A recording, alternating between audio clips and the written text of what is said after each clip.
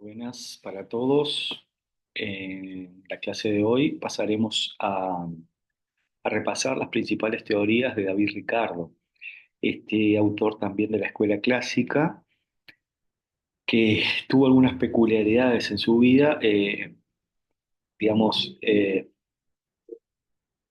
es un economista clásico de los principales de la escuela clásica, además de Adam Smith, pero tenemos en este caso una vertiente más de autodidacta y que lo puso en la práctica a determinadas teorías y luego, bueno, publicó su obra en 1817, la más reconocida de ellas, Principios de Economía Política y Tributación. Eh, Nace en 1772, o sea, cuando escribe La riqueza de las naciones, Adam Smith tenía 4 años, Ricardo, o sea que más adelante lee esa obra, queda maravillado con esa obra y empieza a teorizar sobre algunas teorías que propone Smith, cambia algunas cuestiones, vamos a ver, agrega y refuta algunas, sobre todo en comercio internacional. Vamos a ver que tiene una gran teoría que va a contrastar con la de ventajas absolutas que habíamos visto con Adam Smith. Él va a proponer otra, que es la que en realidad los países abiertos al libre comercio es la que en realidad se aplica hoy. ¿Ah? Un poco bastante más complejo de lo que era esa época, ¿verdad? Pero vamos a ver un ejemplo muy sencillo para aprender de qué se trata. Eh, Bien, bueno, fue muy variopinto su obra y su actividad, porque si bien es reconocido como economista, fue político, empresario, fue de los tipos más ricos de su época. ¿Ah? Tuvo un escaño en la Cámara de los Comunes, que vendría a ser una Cámara de Representantes o Cámara de Diputados aquí. Este, y bueno, y puso en práctica muchas de sus teorías porque al ser un empresario, digamos, podía proponérselo y llevar en la práctica esto. Nosotros vamos a repasar algunas de las principales teorías que tenemos en la presentación y en la bibliografía en nuestra plataforma de campus virtual. Y yo voy a esquematizar con algunos ejemplos algunas de esas teorías para que quede más claro de qué se tratan, porque las vamos a usar más adelante, ¿sí?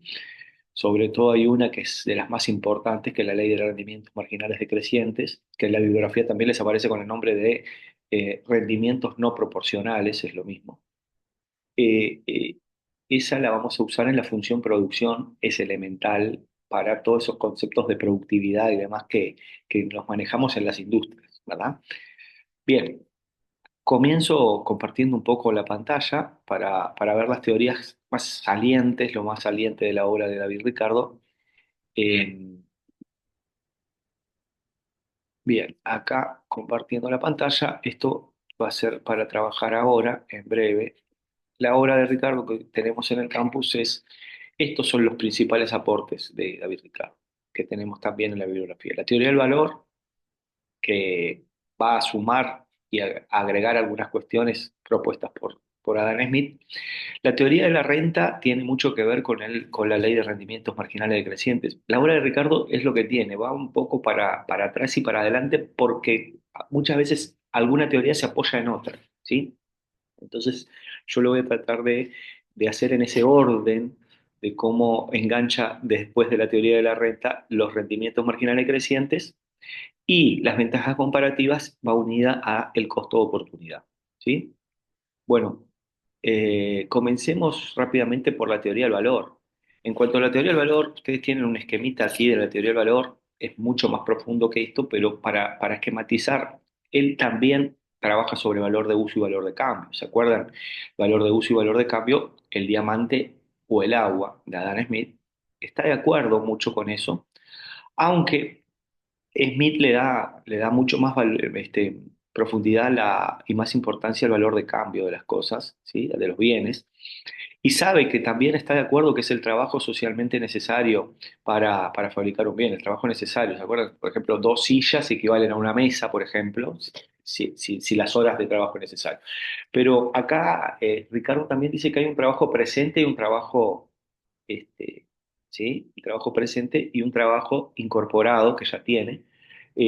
Porque, por ejemplo, si yo voy a hacer esa mesa, le voy a incorporar quizá un trabajo anterior, ¿sí? Que sería el trabajo de la materia prima que se incorpora ahí adentro.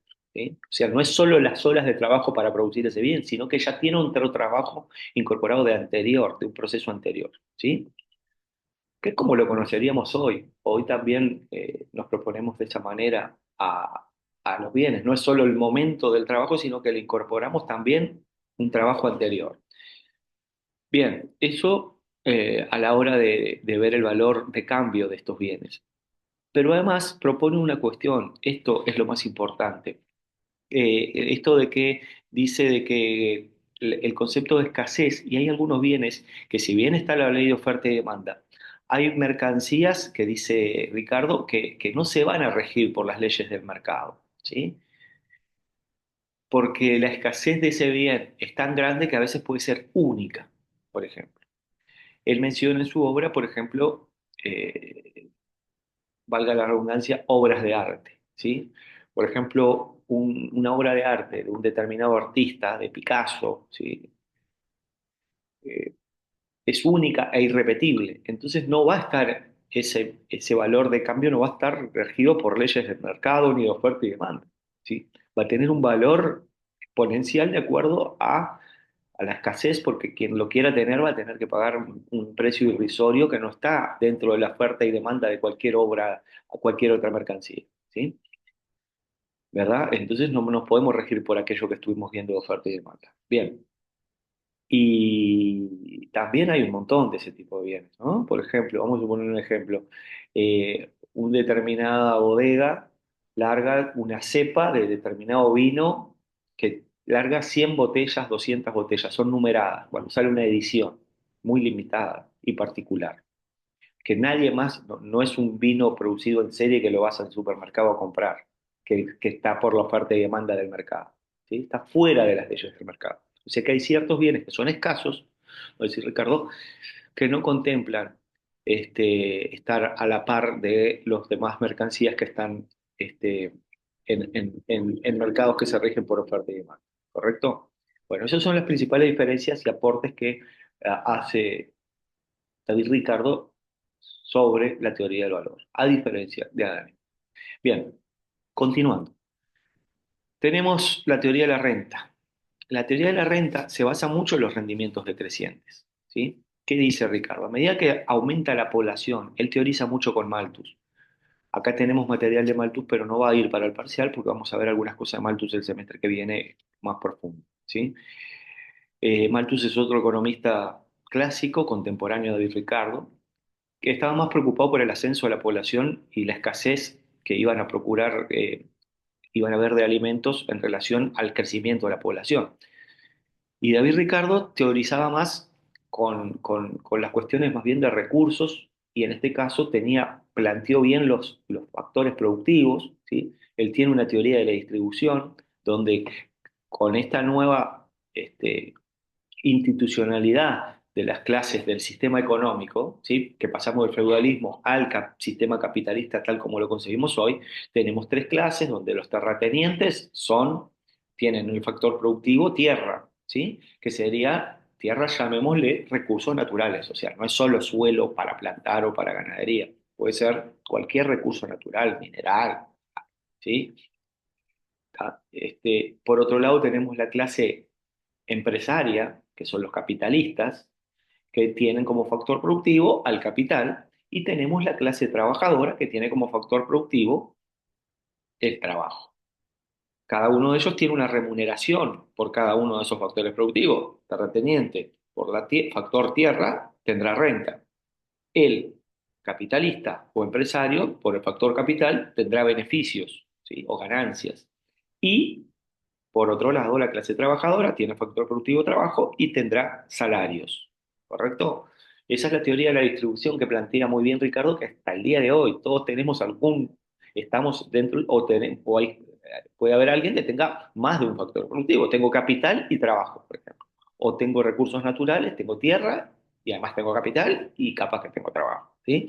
Pero por lo menos cada uno de nosotros, en este sistema en el que vivimos, que es nuestra forma de organización socioeconómica, que es el capitalismo, uno de estos factores productivos vamos a tener, por lo menos nuestra voluntad de ofrecer trabajo la tenemos. ¿sí? Y por ende esperamos un salario, ¿correcto? Si invertimos capital, vamos a esperar obtener una ganancia. Y si tenemos renta, perdón, si tenemos recursos naturales, queremos obtener alguna renta por la misma, ¿correcto?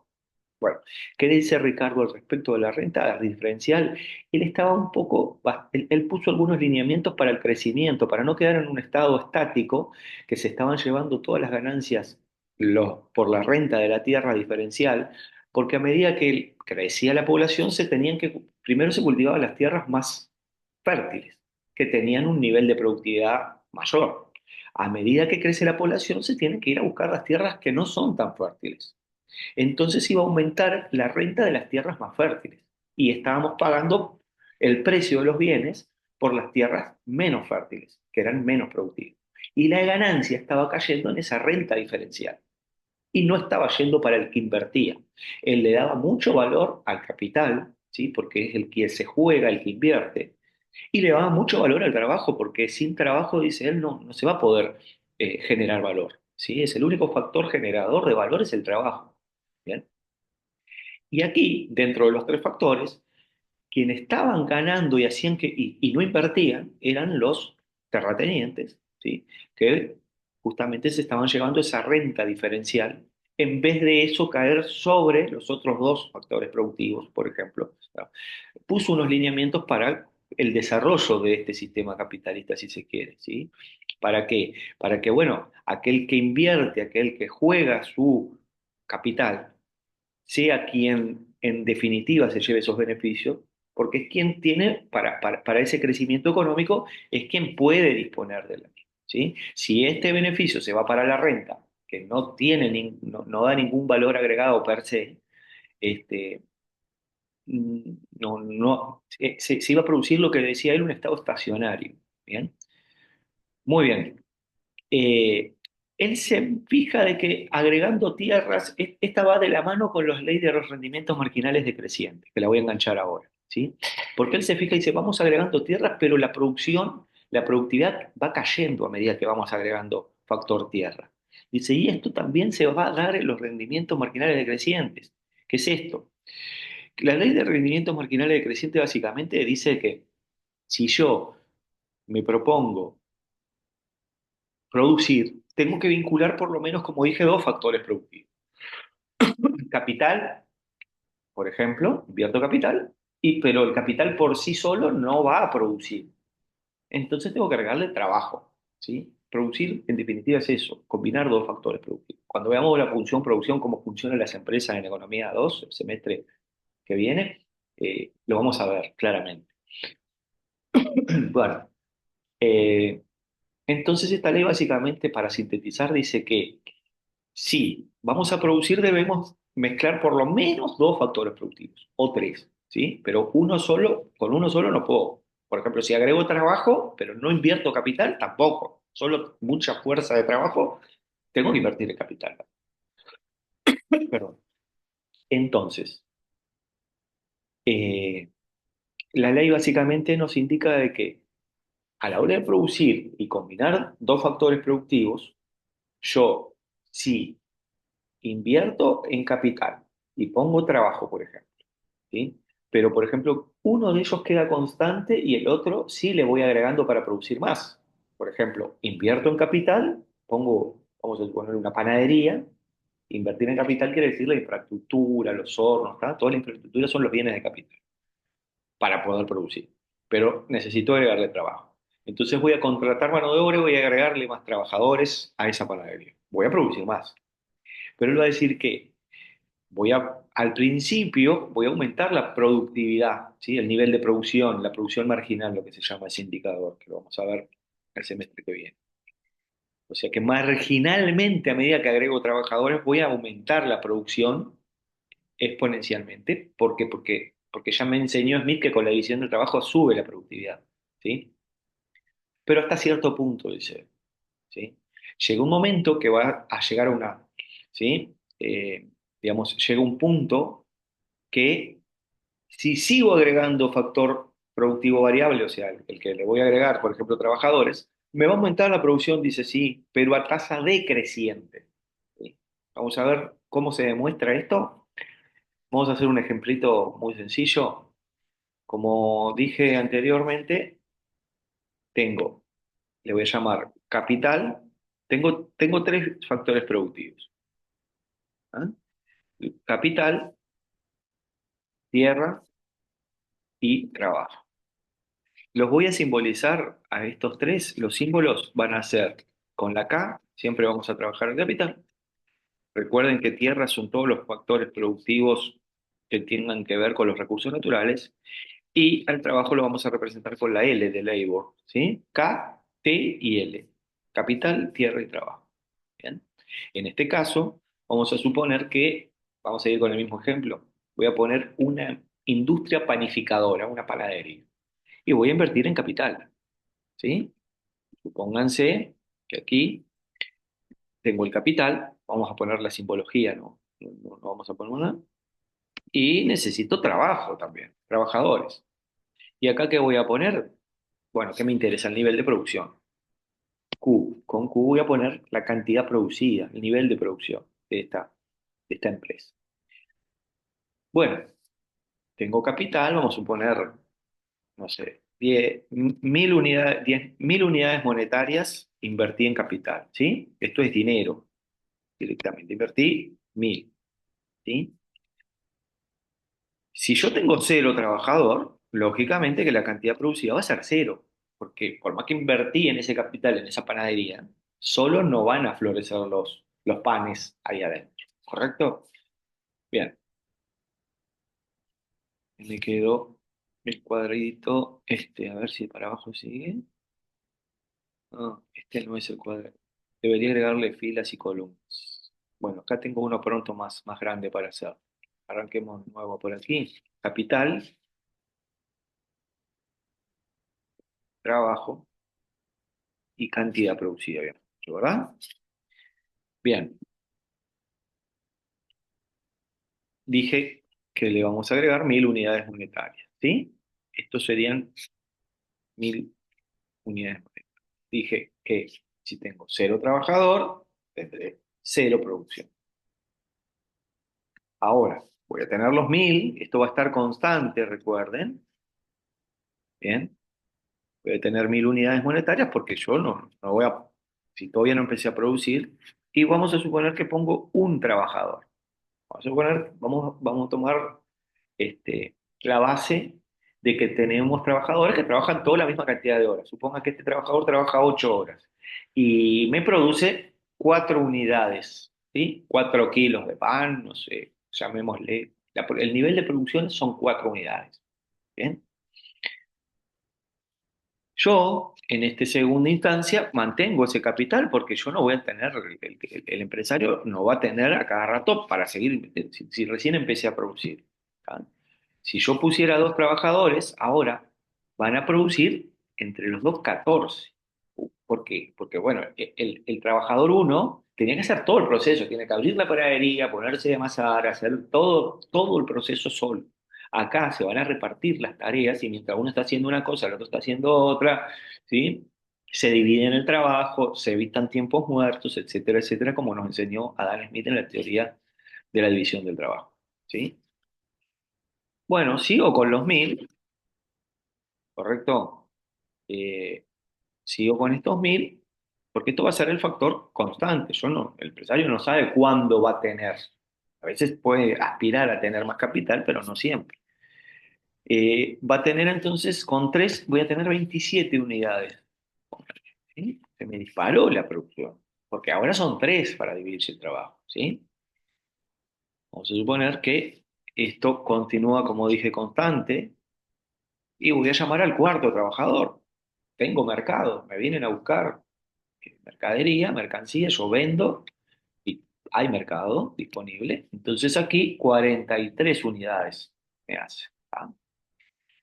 Sigo produciendo, ¿bien? El factor, ya dijimos que se va a mantener constante hasta que yo vaya a invertir de nuevo en capital, si es que lo tengo. Pero yo con 5 trabajadores probé mi mecanismo de producción 58 unidades de producción. Aquí esto sigue fijo, acuérdense, voy a contratar más trabajadores porque me siguen demandando producto. y tengo 72 unidades. Y supónganse que, bueno, este negocio está funcionando bien, me vienen a comprar, voy a contratar 7 trabajadores y aquí en la producción, miren, 81. Y si contrato a más trabajadores, vamos a suponer que llegué al nivel de 8 trabajadores, tengo el nivel de producción de 86. ¿Sí? A simple vista vemos que marginalmente el nivel de producción, que sería, lo vamos a ver, ese indicador de productividad, es la variación que tengo en la producción, nivel a nivel, por eso es marginal, sobre la variación de trabajadores. Ven que acá me aumentó en 4 la producción con el primer trabajador. Acá en 10, ¿sí? Luego 13. ¿Bien? O sea, va aumentando la productividad. Pero llega un momento que si yo lo miro gráficamente a esto, ¿sí? Vamos a mirarlo gráficamente. Yo acá abajo en este eje voy a colocar los trabajadores, como estaba poniendo, ¿no? Cero trabajador, cero producto. Un trabajador, acá en este eje tengo Q, la cantidad producida. O sea, con un trabajador tengo 4. Dos trabajadores, dijimos 14. Tres trabajadores, 27. Cuatro trabajadores, 43. ¿Sí? Me subió en 16 ahí. Había subido aquí 13, ahora 16. Pero miren qué empezó a pasar acá. Cuando agregué el quinto trabajador, ¿sí? Se- Creo que se aprecia ahí, me aumentó, sí, pero en 15. Acá había aumentado en 16, ahora aumentó 15. ¿Bien? Se aprecia 58 menos 43. Y aquí aumentó 14, 58 a 72. Y luego aumentó 9, de 72 a 81. Y luego aumentó 5. Y si siguiera, que no seguí, yo hasta el 8 llegué, quizá seguramente si agregara más trabajadores empieza a bajar la cantidad producida. Acá todavía estaba aumentando, hasta ahí. Luego puede incluso empezar a bajar. Y las tres fases que tiene estos rendimientos decrecientes, tengo la primera fase que está en naranja, como la ven acá, desde el trabajador cero, uno, 2, 3, hasta el cuarto trabajador, como vemos. Esa es la fase donde aumenta la productividad. O sea, agregar factor productivo variable, agregar trabajo, poner a trabajar y seguir ese proceso productivo, hace que la producción aumente exponencialmente. ¿Sí? Los rendimientos ahí son crecientes. ¿Sí? Hay un aumento en la productividad. Pero luego, a partir del quinto trabajador, como vemos, la fase verde está aquí, ¿ven? Aquí se aprecia. A partir del quinto, los rendimientos empiezan a ser decrecientes. ¿Sigue aumentando la producción? Sí, pero a tasa decreciente. Quiere decir que la productividad aquí empezó a caer, ¿sí? Ojo que no es lo mismo que me dé pérdidas, lo vamos a ver en Economía 2, que en una de esas bajó la productividad, pero yo todavía estoy ganando. Y en una de esas me sirve vender en el mercado porque todavía gano. Me cayó la productividad, podría ganar más, pero, ¿sí? Son dos cosas diferentes. Esto simplemente nos sirve para ver la productividad. A partir de, este es el punto de máxima productividad hasta el cuarto trabajador, luego empieza a bajar la productividad. ¿Correcto? Bueno, esta fase verde es la de los rendimientos marginales decrecientes. ¿Crece la producción? Sí, pero a tasa decreciente. ¿Qué me convendría, por ejemplo, a partir del cuarto trabajador, tratar de inyectar capital, si tuviera? Bueno, o más adelante, cuando pudiera, ¿sí? Cambiar la función de producción para levantar la productividad. Por ejemplo, invertir en capital, ¿sí? Agrandar la panadería, poner más horno. ¿Y por qué puede pasar esto además? Porque la división del trabajo me aumenta la productividad hasta cierto punto, pero luego que yo sigo agregando trabajadores, llega un momento que se empiezan hasta a molestar los trabajadores ahí adentro, ¿sí? Y no aumenta la productividad porque no tienen capital para hacer, no hay más hornos, no hay más, ¿sí? Se necesita más capital si quiero aumentar la producción. Incluso acá puede ser a tasa, no solo a tasa decreciente, sino que me baja la producción si sigo agregando trabajadores a partir del octavo trabajador. Miren en el 9 esta fase en azul acá, ahí incluso baja la producción. ¿Vamos? Bueno, eso es la famosa ley de rendimientos marginales decrecientes. ¿Bien? Bueno, y por último, Por último, vamos a ver relativo a los últimos dos puntos que tenemos, que son la teoría de las ventajas comparativas y el costo de oportunidad. Las ventajas comparativas. Las ventajas comparativas se basa en las ventajas absolutas de Smith, pero dice, ¿se acuerdan la de Smith? Decía que si, bueno, tenemos Inglaterra y Portugal, cada uno debe especializarse en aquel que es más eficiente y no producir aquel que no soy eficiente, se lo compro al otro país y los dos nos beneficiamos. Bueno, está fantástico, dice Ricardo. Muy bien. Pero ¿qué pasa si tengo un país donde no soy eficiente en nada? No puedo comercializar nada, tiene que cerrarse, no puede abrirse al comercio internacional. Entonces dice Ricardo, a ver, los países que son más desfavorecidos deben fijarse en su costo de oportunidad, porque pueden tener una ventaja comparativa de acuerdo a ese costo de oportunidad. Esto es que el país que tiene ventajas absolutas en todo, dice aquel que es más eficiente, no puede hacer todo de todo, ¿sí?